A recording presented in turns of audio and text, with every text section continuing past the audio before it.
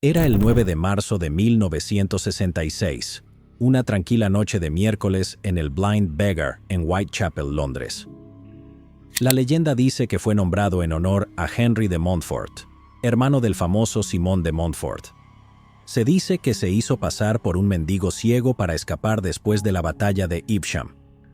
El lugar ha estado allí desde finales del 1600 y siempre ha sido refugio de carteristas, forajidos y asesinos. No hay jukebox, así que una dama solitaria pone The Sun Ain't Gonna Shine Anymore de los Walker Brothers en el tocadiscos del bar. En la esquina, un hombre de unos 70 años toma su cerveza y mira de vez en cuando la televisión. En una mesa, 3 hombres, George Cornell, Albie Woods y Johnny Dale. Cornell es miembro de la temida banda Richardson y sus compañeros son amigos suyos. A las 8:30 entran 2 nuevos varones, uno con mandíbula cuadrada y complexión robusta. El otro un tipo moreno, con sobrepeso y gafas de montura gruesa. El de mandíbula cuadrada saca una pistola y dispara 2 veces al techo. Los amigos de Cornell, Woods y Dale limpian sus huellas de la mesa y los vasos antes de correr a esconderse al baño. Cornell se gira hacia el hombre con gafas y dice: «Bueno, mira quién está aquí». El hombre respetable saca una pistola de 9 milímetros y le dispara en la cabeza. Cornell se desploma. Los 2 hombres se van y Cornell es llevado de urgencia al hospital de Londres, pero muere 2 horas después. El hombre con gafas era Ronald Ronnie Kray, una mitad del icónico dúo del crimen conocido como los Kray. El otro era su mano derecha, Ian Barry. A pesar de lo obvio del crimen y los testigos, pasaron más de 2 años antes de que alguien fuera acusado. El detective superintendente Leonard Nipper Reed se enfrentaría al famoso código de silencio de East End, donde un hombre podía apuñalar a otro frente a una multitud y todos decían: «Yo no vi nada». Al menos, esta es una versión de la historia. Según Nipper Reed, había 32 personas en el pub esa noche y, o bien desaparecieron discretamente, o bien quedaron temporalmente ciegas cuando los Kray entraron. El problema radicaba en que los Kray eran un fenómeno de la cultura pop consciente de sí mismo mientras operaban, lo que significa que cada historia está adornada, disputada o posiblemente inventada. Han tenido representaciones altamente favorables por parte de figuras como Spandau Ballet y Tom Hardy. Se han producido múltiples telefilmes y se han escrito libros para aprovechar su fama, tanto por ellos como sobre ellos. Celebridades de la época, en busca de un poco de la mística criminal, apoyaban indirectamente sus actividades. Hay referencias a ellos en muchas películas clásicas de gángsteres y, además, existe un recorrido turístico semanal que parte del Blind Beggar y es dirigido por Stephen Marcus, el actor que interpretó a Nick el Griego en Lock, Stock and Two Smoking Barrels. Los Kray son prácticamente una empresa comercial, y gran parte de la viabilidad de este negocio descansa sobre la narrativa falsa de que eran los dioses del crimen y oscuros benefactores públicos. ¿Pero realmente lo eran? Es difícil de decir, porque la verdad es que incluso los hechos son una de las primeras víctimas en cualquier intento de construir una leyenda. A eso de las 8 de la noche del martes 24 de octubre de 1933, Violet Kray dio a luz a los Kray. Reggie nació primero y Ronnie unos 10 minutos después. El hijo mayor de esta familia era un niño llamado Charles, quien tenía 6 años cuando nacieron los gemelos. También hubo una hermana, pero falleció en la infancia. Violet tenía ascendencia romaní, vulgarmente conocida como gitana, y Charles, el padre, era irlandés. Era un vendedor ambulante que recorría el campo comprando y vendiendo ropa, oro, plata o cualquier otra cosa para la que encontrara demanda cuando iba de puerta en puerta. Su abuelo paterno, Big Jimmy Kray, era un comerciante en el mercado de Hoxton, conocido por su afición a la bebida y a las peleas de bar. Su abuelo materno, Jimmy Lee, era abstemio, un fenómeno extremadamente raro en el East End de Londres o en toda Inglaterra en aquella época. Era un hombre con múltiples talentos, un atleta nato, un boxeador de puño limpio que peleaba bajo el nombre de El Cañonazo Zurdo. También era un showman. Se decía que era capaz de lamer hierros candentes, caminar sobre el pico de botellas, bailar tap y hacer otros números musicales habituales. Si todo esto suena un poco dickensiano, no es casualidad. Hoxton, donde vivían, así como Bethnal Green, a donde se mudó la familia en 1939, era una especie de anomalía temporal, el último vestigio del oscuro Londres de Dickens. Básicamente, eran barrios marginales, especialmente Bethnal Green, que era un caos de vicio, juego ilegal, alcohol clandestino y prostitución. No es sorpresa que Dickens situara al villano Bill Sikes en este mismo vecindario, que Jack el Destripador asesinara a una de sus víctimas allí, y que tantas figuras legendarias del crimen londinense, incluido Sweeney Todd, estuvieran ligadas a la zona. Durante su infancia, Ronnie y Reggie Cray vieron aún menos a su padre itinerante. Era la Segunda Guerra Mundial y él estaba huyendo del reclutamiento. Curiosamente, asistieron a la misma escuela que George Cornell, el hombre al que Ronnie le disparó en el Blind Beggar, y se decía que eran amigos de la infancia. Su hermano mayor, Charlie, estaba tan involucrado en el boxeo que él y el abuelo Lee convirtieron parte de la casa familiar en un gimnasio y les enseñaron el arte del combate. Sin embargo, Charlie se alistó en el Servicio Nacional y luchó un tiempo para la Marina Real. Bajo la tutela de su abuelo y Charlie, Reggie y Ronnie se convirtieron en figuras destacadas del boxeo juvenil, con Reggie ganando un campeonato y Ronnie llegando a la final. Incluso pelearon en un combate de exhibición entre ellos como parte de un espectáculo itinerante que llegó al East End, por el cual les pagaron. Después de eso, comenzaron a llamarse a sí mismos boxeadores profesionales. Mucha gente busca pistas sobre su futuro criminal en este periodo de sus vidas, citando la falta de modelos masculinos a seguir, a pesar de que tuvieron varios bastante fuertes, la permisividad de su madre, que podría haber sido un factor, y la pobreza general del East End en ese momento, que probablemente influyó en su destino. En realidad, lo que realmente los distinguió fue su inclinación a la violencia, un tema que los acompañó a lo largo de sus vidas. También estaba el hecho de que eran gemelos idénticos, Castor y Pollux, Rómulo y Remo, los gemelos héroes de las civilizaciones de América Central y del Sur. Los gemelos míticos son una característica constante en la memoria social de la humanidad, y su condición de gemelos fue mencionada con frecuencia y casi con certeza fue un factor en la creación del mito de los Cray. Cuando los hermanos dejaron la escuela a los 15 años, trabajaron en varios empleos en el mercado de pescado de Billingsgate, hasta que llegó el momento de hacer su servicio militar obligatorio. Este era un alistamiento forzoso de 2 años para hombres mayores de 18 años, que se mantuvo en el Reino Unido hasta 1960.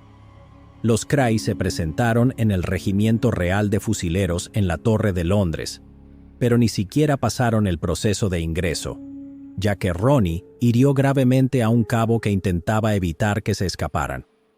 Una vez que lograron escapar, agredieron a un policía, fueron arrestados y obtuvieron la distinción de ser los últimos prisioneros retenidos en la Torre de Londres. Pasaron la totalidad de su servicio militar ya sea encerrados en el calabozo o escapando constantemente. Y no eran precisamente prisioneros ejemplares. Quemaban sus sábanas, agredían a los guardias y causaban caos en general. Cuando fueron deshonrosamente dados de baja, fueron transferidos a una prisión civil para cumplir el resto de sus condenas. En su última noche de servicio, la pasaron bebiendo sidra y fumando cigarros pequeños que lograron sonsacarles a los jóvenes reclutas que los custodiaban. Esta dualidad entre una violencia sin sentido y un carisma encantador caracterizaría sus futuras carreras. Cuando la gente habla de los Cray, generalmente dicen Ronnie y Reggie, a pesar de que Reggie era el mayor y pasó más tiempo al mando de la banda. Probablemente, la razón principal sea que Ronnie siempre estuvo mucho más comprometido con la idea de ser un gángster y todo lo que ello implicaba. Disfrutaba de la violencia, fuera necesaria o no, y fue la fuerza impulsora detrás de su imagen icónica. los trajes elegantes y las corbatas estrechas. A lo largo de su vida, fue alguien que quería ser un proveedor de generosidad ostentosa. Parecía una parte esencial de la felicidad de Ronnie poder esparcir monedas y regalos entre los desfavorecidos y sus allegados. Una vez acumuló una cuenta de 7,000 libras en Harrods mientras estaba encarcelado, gastando principalmente en lujos y regalos para sus jóvenes amantes. Este fue otro aspecto llamativo de Ronnie, el hecho de que era abiertamente homosexual en una época en la que la homosexualidad era ilegal. Curiosamente, algunos allegados de los Kray afirman que tanto Ronnie como Reggie fueron homosexuales al principio, pero que Reggie luego se volvió heterosexual. También es relevante que la mujer que se casó con Ronnie, quien se declaró bisexual en la década de 1980, cuando ambos hermanos cumplían cadena perpetua, había comenzado a cortejar a Reggie antes.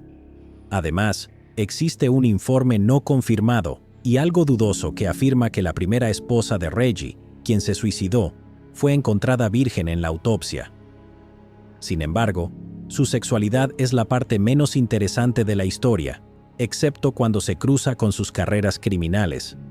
Y fue una carrera criminal que emprendieron de manera deliberada, ya que sus antecedentes penales les hacían imposible continuar con el boxeo y, en especial, para Ronnie, sus grandes ambiciones hacían que una vida de empleo humilde fuera inaceptable. Cuando salieron de prisión después de sus gloriosas carreras militares, encontraron que su pequeño rincón del East End seguía igual. Su hermano mayor, Charlie, había sido dado de baja de la marina por migrañas, probablemente causadas por el boxeo, y se había casado con su amor de la infancia. Vivía en la casa familiar. Había convertido el gimnasio de boxeo de nuevo en una habitación y trabajaba con su padre en el negocio familiar. Los gemelos también se mudaron de vuelta y, con un pequeño préstamo de Charlie, compraron un deteriorado salón de billar en Mile End. Deliberadamente lo convirtieron en un punto de encuentro criminal. A Ronnie le encantaba la estética de las películas de gángsteres y solía pasearse por el club de billar repartiendo cigarros, diciendo: «¡Fumen, fumen! No hay suficiente humo aquí». También dejaron en claro que, si alguien quería hacer negocios turbios, su lugar era seguro, siempre y cuando estuvieran dispuestos a dar una parte de las ganancias a la casa, por supuesto. Vale la pena hablar un poco sobre cómo funcionaba el crimen en Londres en aquella época. En las décadas anteriores, había existido un cierto tipo de delincuente londinense bien vestido y dispuesto a involucrarse en todo, desde el mercado negro hasta el robo a mano armada. Durante y justo después de la guerra, estos eran conocidos como Spevs, y con el tiempo evolucionaron en los Teddy Boys, y, más tarde, estos dieron paso a los famosos Mods y Rockers.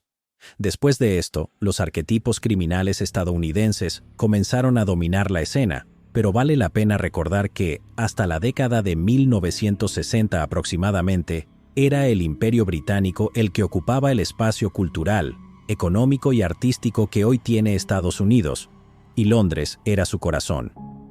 Los criminales londinenses estaban tomando una larga tradición de criminalidad inglesa y combinándola con influencias estadounidenses para construir su imagen. Independientemente de la apariencia externa, el crimen organizado en Inglaterra durante este periodo se dividía en dos grupos: mobs y las firms. Los mobs se dedicaban al robo a mano armada, y durante las décadas de 1950 y 60, este delito alcanzó proporciones epidémicas. De hecho, se creó la famosa Flying Squad específicamente para combatirlo. Los firms, en cambio, eran más la parte administrativa del crimen. Se ocupaban casi exclusivamente de recibir propinas y comisiones, vendiendo información a los mobs, cobrando un porcentaje de las ganancias y manejando negocios ilegales como las apuestas y las long firms. Una long firm es un tipo de estafa en la que se establece o se toma el control de un negocio legítimo y se lo opera normalmente durante un tiempo para generar confianza con los proveedores.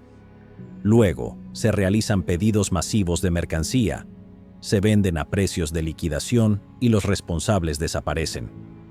A veces, el propietario asume la culpa a cambio de un pago o la cancelación de sus deudas, mientras que, en otros casos, todos los oficiales de la empresa simplemente desaparecen sin dejar rastro.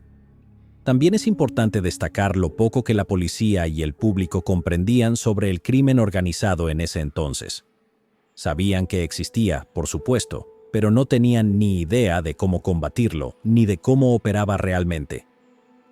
Hoy esto parece ridículo, pero en aquella época las fuerzas policiales de Inglaterra estaban controladas por cada municipio, como lo siguen estando, y casi no compartían información entre distritos y gran parte del crimen organizado era invisible para las fuerzas del orden. Ronnie y Reggie estaban completamente del lado de los Firms. De hecho, terminaron llamando a su grupo The Firm, una declaración algo arrogante de su intención de convertir su organización en el único grupo importante en la ciudad. Comenzaron trabajando para algunas de las firms más famosas de Londres y se vieron envueltos en un conflicto entre la pandilla de Billy Hill y Jack Spot Comer, los dos capos del crimen en ese momento. La disputa terminó con Spot retirándose para convertirse en vendedor de muebles y Billy Hill uniéndose a los otros gángsteres británicos jubilados que vivían en villas en España. El vacío de poder resultante fue ocupado inicialmente por una banda italiana que operaba desde un club social en la carretera de Clerkenwell. Circulaban rumores de que estos italianos tenían una vendetta contra los Cray, así que una noche Ronnie fue hasta su club, disparó 3 tiros sin herir a nadie y se fue caminando. Esto aparentemente fue suficiente para consolidar su temprana reputación, y se dice que Ronnie declaró: «Ya no estamos jugando juegos de niños». Con el salón de billar generando buenos ingresos y los gemelos promocionándose frenéticamente como los reyes de Londres, pronto estuvieron en posición de comprar un club nocturno, al que llamaron Double R en honor a Reggie y Ronnie. Vale la pena señalar lo sombría que era Inglaterra en el periodo inmediatamente posterior a la guerra. El racionamiento continuó durante muchos años después del conflicto, lo que proporcionó un terreno fértil para los comerciantes del mercado negro. Beber alcohol hasta tarde en la noche era ilegal, al igual que la mayoría de las apuestas, la prostitución y muchas drogas. Esto creó una oportunidad para operadores audaces que querían llenar la demanda del mercado por estos vicios comunes, y con la legalización gradual del juego a lo largo del siglo XX, Londres en la década de 1950 se convirtió en una especie de Las Vegas de su época. Dado el dinero que esto movía, la corrupción policial, especialmente en las grandes ciudades, era rampante hasta el punto de lo ridículo. Lamentablemente, los registros sobre la corrupción policial de esta época están sellados hasta el año 2037, así que tendremos que esperar para obtener información concreta. Sin embargo, hay muchas pruebas anecdóticas al respecto. Los Cray estaban involucrados en todos estos negocios turbios, ya fuera llevándose una parte de las ganancias o directamente controlando los negocios ilegales. Sin embargo, más que nada, los Cray fueron un fenómeno de relaciones públicas. Tuvieron una larga lista de celebridades que visitaban sus clubes, incluyendo a Barbara Windsor, Frank Sinatra, Peter Sellers, Liza Minnelli, Judy Garland, Shirley Bassey, entre otros. Ronnie era conocido por disfrutar lo fácil que era lograr que las celebridades socializaran con ellos. Los Cray también tenían conexiones políticas significativas, incluyendo al parlamentario conservador Lord Boothby, quien era de hecho la figura más importante del Partido Conservador en la Cámara de los Lores, y por otro lado, a Tom Driberg, un prominente parlamentario laborista que era abiertamente gay. Estas conexiones eran tan delicadas que obstaculizaron repetidamente los intentos de Scotland Yard para investigar a los hermanos. Fue un escándalo relacionado con Lord Boothby, donde el reportero de crímenes del Daily Mail, Norman Lucas, expuso a Ronnie como criminal y como amante de Boothby, lo que contribuyó significativamente a la notoriedad social y nacional de los Cray. El diario Mirror publicó la historia, enfatizando el ángulo homosexual, y posteriormente fue demandado por Lord Boothby, quien recibió 50.000 libras en daños. Se rumora que entre 5.000 libras y el total del acuerdo legal terminaron en manos de los Cray. Por otro lado, es mucho más probable que la relación entre Ronnie y estos pilares de la sociedad estuviera basada en proveerles hombres jóvenes para su entretenimiento. Además de todo esto, los Cray hicieron lo que la mayoría de los gángsteres del East End hacen cuando quieren pulir su imagen. Se convirtieron en filántropos prominentes, organizando eventos benéficos en sus clubes y viviendo a lo grande. Sin embargo, no todo era champán y estrellas. Lejos de las cámaras de los tabloides, Reggie era el menos social de los dos y el más calculador, y parece que también estaba menos absorto, por lo que podemos deducir, la mayor ambición de Reggie en la vida era algo que en aquel entonces se conocía como posesión, lo que hoy llamaríamos respetabilidad. Parecía ansiar desesperadamente tener un hogar familiar, una esposa, hijos y ser reconocido y respetado por la sociedad. Con este propósito, presionó a una chica de 16 años llamada Frances Elsie Shea para que se casara con él y de inmediato vendió los derechos para cubrir la boda. Su vida matrimonial duró apenas 8 semanas antes de que Frances huyera, incapaz de soportar el control de Reggie y la realidad de una vida rodeada de crimen. La relación continuó de forma extraña, con Reggie tratando de mantener contacto con ella a través de la ventana de la casa de sus padres, hasta que Frances intentó suicidarse 2 veces a los 23 años. Intentó primero con gas, presumiblemente de un horno, y luego, con éxito, con una sobredosis de barbitúricos. El funeral de Frances fue un espectáculo mediático, y los Cray aprovecharon para vender los derechos de cobertura. Ambos hermanos continuaron siendo violentos de forma imprudente, especialmente Ronnie, cuya salud mental se deterioraba cada vez más. Algunos periodistas atribuyen su inestabilidad a que los gemelos contrajeron difteria a los 3 años. En cualquier caso, tras uno de sus muchos ataques violentos, Ronnie fue sentenciado a prisión, donde su comportamiento fue tan problemático que lo declararon mentalmente enfermo y lo enviaron a un hospital psiquiátrico. Odiaba estar ahí, extrañando la vida relativamente lujosa que podía llevar afuera y sintiéndose profundamente ofendido por el estigma de ser considerado un loco. Se sabe que Ronnie era esquizofrénico paranoide, un diagnóstico difícil y complejo que el sistema de salud de la época no supo detectar a tiempo. Hay una historia curiosa sobre cómo Ronnie logró salir del hospital.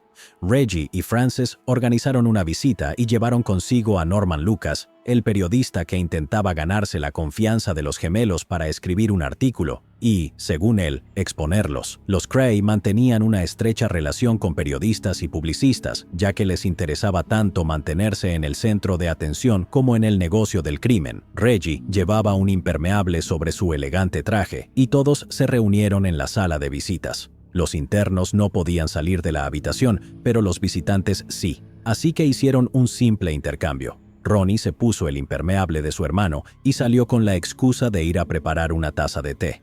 Norman Lucas relató más tarde: "Nos fuimos en carro a toda prisa. Miré a quien creía que era Reggie y le pregunté, ¿cómo crees que la está pasando Ronnie?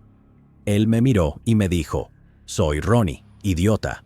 Más tarde, Norman logró negociar un trato con el Ministerio del Interior para que Ronnie se entregara sin consecuencias adicionales, lo que le permitió evitar más tiempo en el hospital y cumplir el resto de su condena en una prisión común. Cuando los Cray estaban en la cima de su carrera, Nipper Reed se había convertido en uno de los inspectores más jóvenes de la Policía Metropolitana y era un operador generalmente excelente. Estaba investigando intensivamente a los Cray, pero se vio obstaculizado no solo por el código de silencio del East End, sino también por el patrón aleatorio y casi maníaco de la expansión de los Cray. Estaban involucrados en una asombrosa cantidad de negocios ilícitos, desde extorsión, cuya infamia facilitaba enormemente, hasta contrabando de cigarros, estafas, robos de autos, apuestas ilegales y asesinatos y mutilaciones por encargo. Ahora había un par de docenas de tipos duros en The Firm y comenzaban a poner sus ambiciones mucho más allá del pequeño triángulo de Londres conocido como East End, que en realidad era todo el territorio que alguna vez controlaron. Se estaban reuniendo con representantes de la familia criminal genovese, la más prominente de las familias de la mafia estadounidense en ese entonces, así como invirtiendo en negocios y clubes nocturnos a un ritmo vertiginoso. También se habían vinculado con un hombre misterioso llamado Alan Cooper, un banquero y contrabandista de oro que buscaba protección de la banda Richardson, sus principales rivales al sur del río Támesis. Ronnie, temiendo que sus contrapartes estadounidenses no lo tomaran lo suficientemente en serio, decidió, a su manera, que lo que necesitaban eran una serie de asesinatos de alto perfil. Alan Cooper les presentó a un sicario que resultó no serlo, y juntos idearon un plan para asesinar a su rival y dueño del club Maldi's, George Caruana, con un carro bomba que estaba muy de moda en ese momento. Cooper contrató a un intermediario para conseguir los explosivos, pero Nipper Reed tenía a Cooper bajo vigilancia constante y pudo interceptar el envío. Nipper arrestó a Cooper y lo amenazó con acusarlo, solo para descubrir que el banquero afirmaba estar trabajando para Scotland Yard. Parecía que Cooper era un activo del Departamento del Tesoro de Estados Unidos, encargado de descubrir la extensión de la implicación de los Cray con figuras gubernamentales como Lord Boothby. Es importante recalcar que esto es solo un rumor, pero la historia de Cooper huele a trabajo encubierto y probablemente sería un video por derecho propio, o lo sería si existiera alguna posibilidad razonable de descubrir algo importante sobre él. La pregunta podría hacerse, si los Cray eran tan intocables, tan cercanos a la alta sociedad, ¿por qué Nipper Reed los perseguía con tanta insistencia? La respuesta es que su intocabilidad era básicamente una ilusión creada por su propio marketing personal. Ambos pasaron periodos significativos en prisión durante su reinado de aproximadamente 10 años sobre el East End y estaban constantemente en problemas legales, bajo investigación, disputando o perdiendo juicios criminales. Lo que dificultaba obtener una condena importante tenía que ver con cómo funcionaba la investigación criminal en ese momento, más que con cualquier otra cosa. Con el crimen, organizado o no, la policía depende en gran medida de los informantes. Esto sigue siendo cierto hoy en día, pero en la era digital, los informantes han sido reemplazados por la vigilancia digital, especialmente cuando se trata del crimen organizado. En Australia, por ejemplo, en 2013, el 90% de las condenas por tráfico de drogas provenían de interceptaciones de teléfonos celulares. Sin embargo, en el siglo XX era o informantes o nada, y en el caso del East London, estos eran muy pocos y distantes entre sí. Nipper cuenta la historia de que una vez tenía a los Cray bajo custodia por un cargo inventado, una especie de jugada al estilo Al Capone por evasión de impuestos, que dependía del testimonio de una testigo femenina que le había suplicado a la policía que arrestara a los gemelos para salvar su vida. Según Nipper, cuando ella escuchó que los habían arrestado, cayó de rodillas y abrazó sus piernas en agradecimiento. Nipper le dijo que regresara al día siguiente para testificar. Bueno, ese fue un error, dijo Nipper en una entrevista, porque ella regresó al día siguiente, resplandeciente en pieles y joyas, diciendo: «He venido a pagar la fianza por mis buenos amigos, los Cray». The Firm, segura y fuerte en su comunidad del East End, la había sobornado. Tan fuertes eran los muros de este estado sombrío que el asesinato de Cornell en el Blind Beggar, que se mencionó al inicio del video de hoy, no fue suficiente para llevarlos a su caída. Fue otro asesinato de un loco total conocido como Jack el Sombrero, McVitie, lo que causaría su caída. A principios de la formación de The Firm, Reggie había reclutado a un hombre llamado Leslie Payne. Payne era un operador astuto e inteligente que fue fundamental en la expansión del negocio a principios de los años 60. Dejados a su suerte, los gemelos no eran más que matones violentos. Fue Payne quien los animó a expandirse hacia clubes y negocios ilícitos y quien generalmente se reconoce como la única razón por la que The Firm hizo algo de dinero en los primeros días. Sin embargo, para 1966, los actos aleatorios de violencia y locura de los gemelos alarmaron lo suficiente a Payne como para que rompiera con The Firm. Para 1967, Ronnie había asesinado a Cornell, y Reggie, teniendo una especie de colapso tras el suicidio de su primera esposa, llegó a creer que Payne estaba a punto de delatarlos. Contrató a Jack el Sombrero McVitie, llamado así porque se estaba quedando calvo y siempre llevaba un sombrero, incluso en el baño, supuestamente para ocultarlo. Le ofreció a McVitie entre 500 y 1000 libras para matar a Payne, pagando entre 100 y 500 libras por adelantado, dependiendo de a quién le creas. McVitie era un poco desordenado, pero psicopáticamente violento, alcohólico y adicto a las drogas, lejos de la visión de Hollywood de un asesino profesional y frío. De hecho, era más parecido a un obrero que aceptó el trabajo y luego simplemente no lo llevó a cabo. Parece que, hasta este punto, los Cray no habían matado a nadie personalmente. Después de que Ronnie le disparó a Cornell en el bar, regresó rápidamente con Reggie diciendo: «Le disparé, en realidad le disparé». Esto hizo que tanto Ronnie como Reggie empezaran a pensar que debían meter más esqueletos en el closet, por decirlo de alguna manera. Así que decidieron comenzar con McVitie, quien no solo estaba endeudado con ellos, sino que, según se decía, iba por la ciudad presumiendo de haber tomado dinero de esos tontos.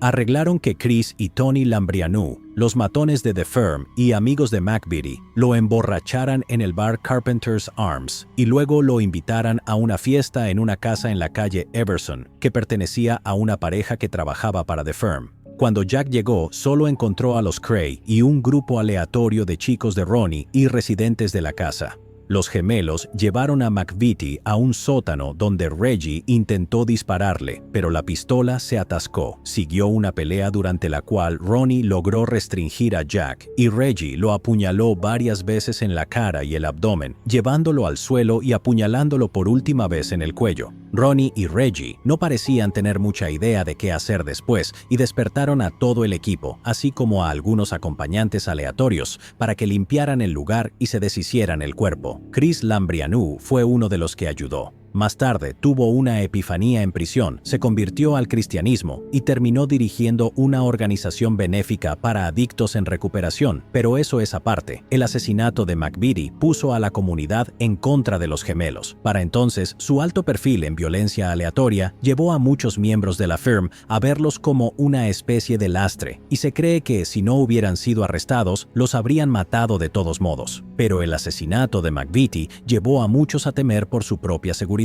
especialmente a Leslie Payne, quien, al enterarse del contrato sobre su vida, se dirigió rápidamente a Nipper Reed. Irónicamente, la decisión de Reggie de volverse todo mafioso y eliminar los cabos sueltos empujó al hombre que sabía exactamente dónde estaban enterrados todos los cuerpos a los brazos de la policía, y prácticamente toda la banda terminó en el banco de los acusados en poco tiempo. El juicio fue un circo mediático alimentado por el insaciable apetito de Ronnie y Reggie por la publicidad.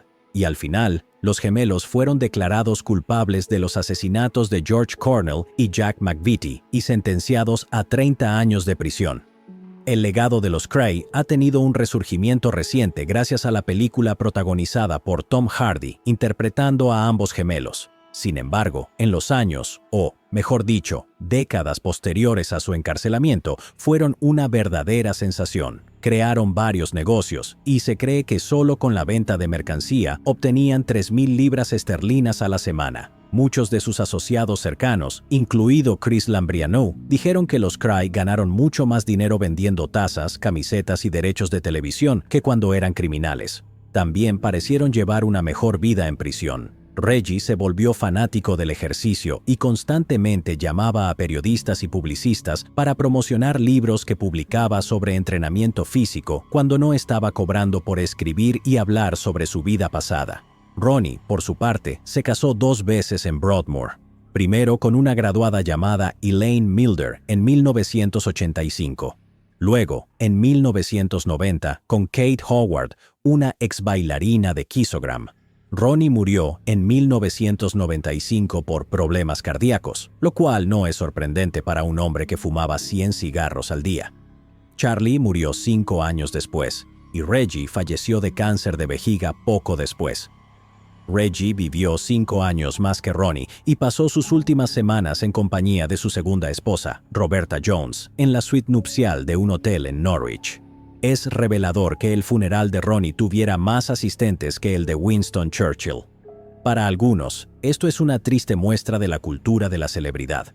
Para otros, es una prueba irrefutable de que, para ser un verdadero héroe del pueblo, es importante ser un criminal. Dicho esto, es evidente que gran parte del mito de los Cray no es más que eso, un mito.